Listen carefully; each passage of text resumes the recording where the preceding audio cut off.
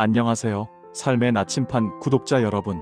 오늘도 어둠 속에서 빛나는 진실을 찾아 떠나는 추리의 여행에 함께 해주셔서 감사합니다. 혹시 여러분은 완벽한 알리바이라는 것을 믿으시나요? 아무도 들어갈 수 없는 밀실에서 벌어진 살인사건이라면요? 오늘 우리가 함께 파헤쳐볼 이야기는 바로 그런 불가능한 사건에 관한 것입니다. 일본 추리소설계의 거장 히가시노 게이고가 1988년에 발표한 작품 마술사 살인사건. 이 소설은 히가시노 게이고 초기 작품 중에서도 특별한 의미를 갖는 작품입니다. 왜냐하면 이 작품에서 처음으로 우리에게 친숙한 탐정 갈릴레오 유카와 마나부 교수가 등장하기 때문이죠. 제목에서부터 이미 신비로운 분위기가 물씬 풍겨 나오지 않나요? 마술사와 살인사건. 이 두 단어만으로도 우리의 호기심은 최고조에 달하게 됩니다. 과연 이 사건 뒤에는 어떤 비밀이 숨어 있을까요? 자, 그럼 이제 시간을 거슬러 올라가 사건 현장으로 함께 가보시죠. 1980년대 일본의 어느 조용한 아파트. 그곳에서 벌어진 기이하고도 섬뜩한 사건의 전말을 하나씩 파헤쳐 보겠습니다. 사건의 발단은 아주 평범해 보이는 하루 저녁에서 시작됩니다. 아마추어 마술사로 활동하고 있던 요시노 마사시라는 남자가 자신의 아파트에서 시체로 발견된 것이죠. 하지만 이 사건이 단순한 살인사건이 아니었던 이유는 바로 사건 현장의 상황 때문이었습니다. 요시노가 발견된 곳은 자신의 방이었는데 놀랍게도 그 방의 문은 안쪽에서 잠겨 있었습니다. 창문 역시 마찬가지였죠. 완벽한 밀실 상황이었던 겁니다. 경찰은 처음에는 자살로 추정했지만 부검 결과는 그들의 추정을 완전히 뒤엎어버렸습니다. 요시노의 사인은 질식사였습니다. 목을 조른 흔적이 뚜렷했죠. 하지만 자살로 보기에는 너무나 이상한 점들이 많았습니다. 우선 목을 조를 만한 도구가 현장에 없었고 요시노의 손톱 밑에서는 다른 사람의 피부 조직이 발견되었습니다. 누군가와 격투를 벌인 흔적이 분명했던 것이죠. 그렇다면 과연 누가 어떻게 완벽하게 잠긴 방 안에 들어가서 요시노를 살해하고 다시 나왔을까요? 이것이 바로 이 사건의 핵심 미스터리입니다. 경찰의 수사가 시작되면서 요시노 주변 인물들이 하나씩 드러나기 시작합니다. 먼저 요시노의 옆집에 살던 여성 미야케 레이코가 등장하죠. 그녀는 요시노와 연인 관계였지만 최근 들어 관계가 소원해지고 있었다고 합니다. 레이코는 경찰 조사에서 흥미로운 증언을 합니다. 사건 당일 저녁 그녀는 요시노의 방에서 누군가와 대화하는 소리를 들었다는 것이었죠. 하지만 그 목소리가 누구의 것인지는 정확히 알 수 없었다고 합니다. 벽이 얇아서 소리는 들렸지만 내용까지는 분명하게 들리지 않았다는 거예요. 더욱 미스터리한 것은 레이코가 증언한 시간대였습니다. 그녀가 대화 소리를 들었다는 시간은 오후 8시경이었는데 부검 결과 요시노의 사망 추정 시각도 바로 그 시간대와 일치했던 것이죠. 그렇다면 요시노는 누군가와 만나고 있었던 걸까요? 만약 그렇다면 그 사람은 어떻게 밀실에서 빠져나간 걸까요? 수사진은 요시노의 개인사를 더 자세히 파헤치기 시작합니다. 그 과정에서 요시노가 단순한 아마추어 마술사가 아니었다는 사실이 드러나게 됩니다. 그는 과거에 사기 행각에 연루된 적이 있었고 여러 사람들과 금전적인 분쟁을 겪고 있었던 것이죠. 특히 주목받은 인물은 요시노의 마술 동호회 선배였던 나가오카라는 남자였습니다. 나가오카는 프로 마술사로 활동하고 있었는데 최근 요시노와 심하게 다툰 적이 있다는 증언이 나왔습니다. 다툼의 원인은 마술 기법을 둘러싼 갈등이었다고 하더군요. 나가오카는 경찰 조사에서 자신의 알리바이를 명확하게 제시했습니다. 사건 당일 저녁 그는 도쿄 반대편에서 마술 공연을 하고 있었고 수백 명의 관객이 이를 목격했다는 것이었죠. 시간적으로 봤을 때 그가 범행을 저지르고 공연 장소로 이동하는 것은 불가능해 보였습니다. 하지만 정말 불가능한 일이었을까요? 여기서 우리는 히가시노 게이고가 심어둔 첫 번째 단서를 주목해야 합니다. 바로 마술이라는 요소 말이죠. 마술의 핵심은 무엇일까요? 바로 불가능해 보이는 것을 가능하게 만드는 것, 그리고 관객의 시선을 다른 곳으로 돌리는 것입니다. 혹시 이 사건 전체가 거대한 마술 트릭의 일부는 아닐까요? 수사가 진행되면서 또 다른 인물이 부각되기 시작합니다. 바로 요시노가 다니던 마술용품점의 사장 사토 겐지입니다. 사토는 요시노에게 돈을 빌려준 상태였는데 요시노가 약속한 날짜에 돈을 갚지 않아서 최근 들어 자주 다투었다고 합니다.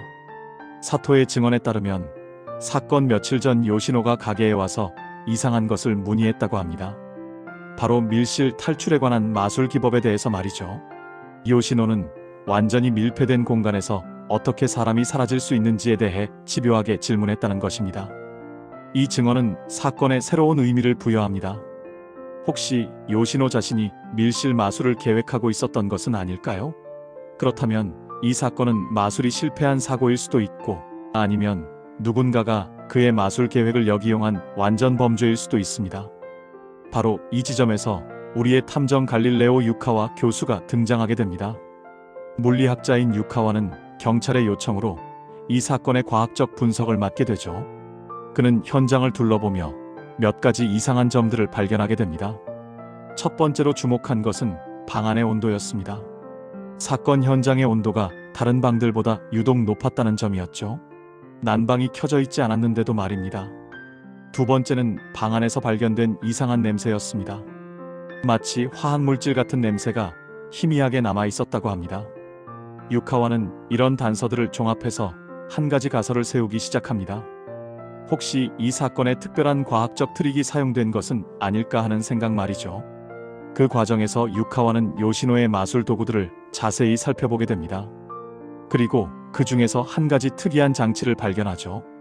바로 드라이아이스를 이용한 연기 제조 장치였습니다. 요시노는 무대 효과를 위해 이 장치를 사용하곤 했다고 하더군요. 드라이아이스, 여기서 유카와의 물리학자적 직감이 발동합니다. 드라이아이스는 고체 상태의 이산화탄소로 승화하면서 기체로 변할 때 주변 온도를 급격히 낮추고 동시에 이산화탄소 기체를 방출합니다. 만약 밀폐된 공간에서 대량의 드라이아이스가 승화한다면 어떤 일이 일어날까요? 공기 중 이산화탄소 농도가 급격히 높아져서 산소 부족 상태가 될 수 있습니다. 이것은 질식사를 유발할 수 있는 조건이죠. 하지만 여기에는 한 가지 문제가 있습니다. 드라이아이스가 승화하면 온도가 내려가야 하는데 현장의 온도는 오히려 높았다는 점입니다. 유카와는 더 깊이 생각해 봅니다. 혹시 드라이아이스 외에 다른 요소가 더 있는 것은 아닐까요? 그리고 마침내 그는 결정적인 단서를 발견하게 됩니다.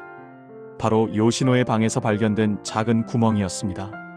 벽면 모서리 부분에 있던 아주 작은 구멍으로 처음에는 시공 과정에서 생긴 하자로 여겨졌던 것이죠. 하지만 유카와가 자세히 살펴보니 이 구멍은 인위적으로 뚫린 것이었고 무엇보다 옆집과 연결되어 있었습니다. 바로 레이코의 방과 말이죠. 이 작은 발견이 사건의 전모를 완전히 바꿔놓게 됩니다. 유카와는 실험을 통해 자신의 가설을 검증해 봅니다. 작은 구멍을 통해 특정 기체를 주입했을 때 밀실 내부에서 어떤 일이 일어나는지 말이죠. 그리고 놀라운 사실을 발견하게 됩니다. 그 기체는 바로 일산화탄소였습니다.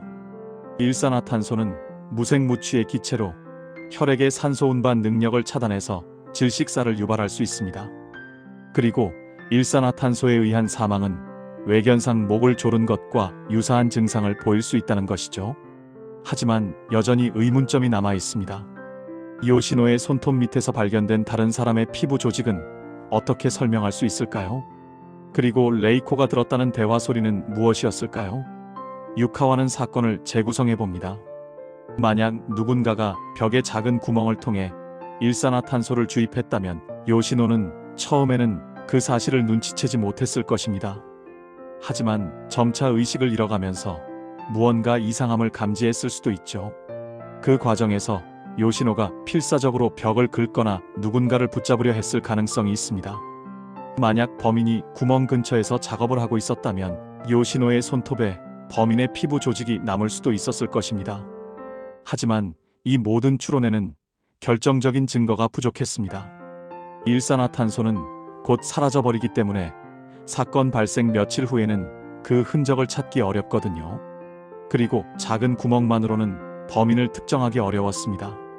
바로 이 순간 사건에 새로운 전개가 있었습니다. 레이코가 경찰서에 나타나서 추가 증언을 하겠다고 한 것이죠. 그녀는 처음 진술에서 빠뜨린 중요한 사실이 있다고 했습니다. 레이코의 새로운 증언은 충격적이었습니다. 그녀는 사실 사건 당일 요시노와 만났다고 했습니다. 하지만 만난 시간이 오후 6시경이었고 그때 요시노는 멀쩡했다고 하더군요. 그리고 그녀가 들었던 대화 소리는 요시노가 혼자서 마술 연습을 하는 소리였을 가능성이 높다고 했습니다. 이 증언은 사건의 시간대를 더욱 명확하게 해주었지만 동시에 새로운 의문을 불러일으켰습니다. 레이코는 왜 처음부터 이런 증언을 하지 않았을까요?